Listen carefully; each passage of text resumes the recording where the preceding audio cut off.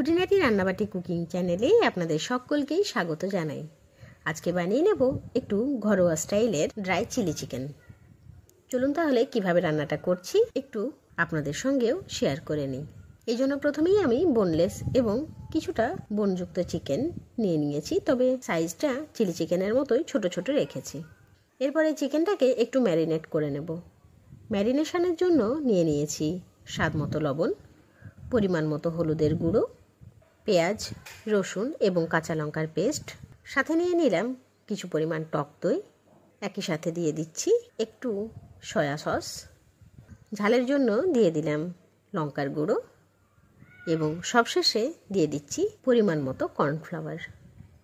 এবারে এই সমগ্র উপকরণগুলোকে ভালোভাবে চিকেনের সঙ্গে সুন্দরভাবে মাখিয়ে নিচ্ছি। মাখিয়ে পরে মোটামুটি 1 ঘন্টা রেস্টে রেখে দেব। এই জন্য একটা ঢাকা চাপা দিয়ে রেস্টে রেখে দিলাম।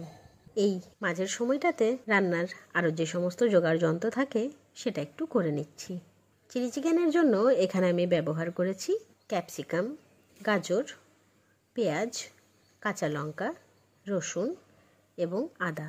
এই সমগ্র উপকরণগুলোকেই ভালোভাবে কুচিয়ে কিন্তু আমি কেটে নিয়েছি। এরপর এখানে হাই ফ্লেমে কড়াই বসিয়ে দিয়ে তাতে দিয়ে দিলাম অল্প একটু সর্ষের তেল। এরপর কেটে রাখা সমস্ত সবজিগুলো একটুখানি উলটপালট করে ভেজে নিচ্ছি। এখানে ডিপ ফ্রাই করব না, অল্প তেলের মধ্যেই সমস্ত সবজিগুলোকে নাড়াচাড়া করে একটু গোল্ডেন ব্রাউন কালার হওয়া পর্যন্ত ভেজে নিচ্ছি। সমস্ত সবজি প্রায় ভাজা হয়ে গেছে, তাই এবার তুলে রেখে নিলাম। এরপর কড়াইটা একটু বদল করে নিলাম।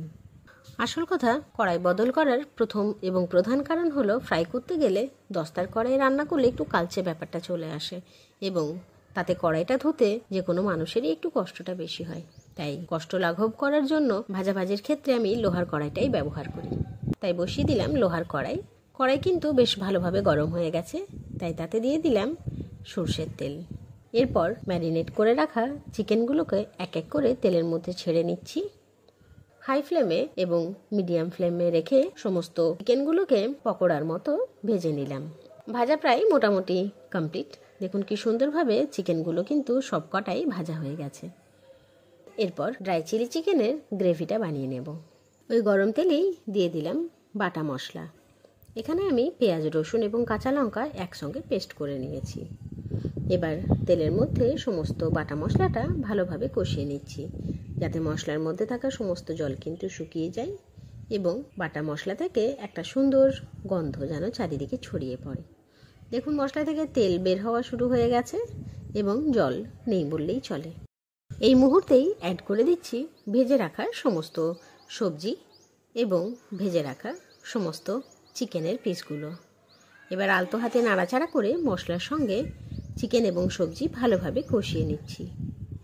এই মুহূর্তেই মশলা কষাতে কষাতে বাকি যে সমস্ত উপকরণগুলো আছে সেটা এক এক করে দিয়ে দিচ্ছি। দিয়ে দিলাম পরিমাণ মতো টমেটো সস এবং অল্প একটু সয়া সস। আসল কথা, সস ছাড়া কিন্তু চাইনিজ যে কোনো রান্নাই একদম ফিকে মনে হয়, তাই সসের ব্যবহারটা করতেই হবে।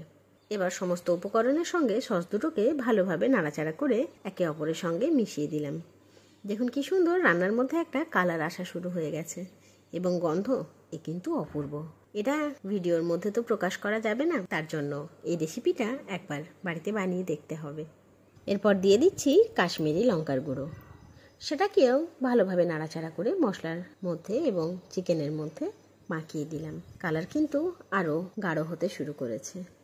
এই মুহূর্তেই দিয়ে দিচ্ছি প্রায় 1.5 চামচের মতো কর্নফ্লাওয়ার গুলে রাখা জল। কর্নফ্লাওয়ার জল দেওয়ার পর একটু নাড়াচাড়া করে সমগ্র উপকরণটা একে অপরের সঙ্গে মিশিয়ে নিলাম।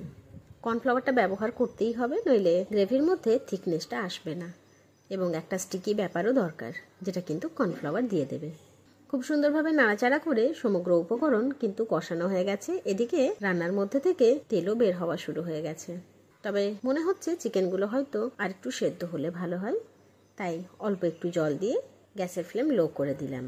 এরপর কিন্তু লো ফ্লেমে করলেও মাঝে মধ্যে নাড়িয়ে চাড়িয়ে মাংসটাকে কিন্তু উলটপালট করে নিতে হবে।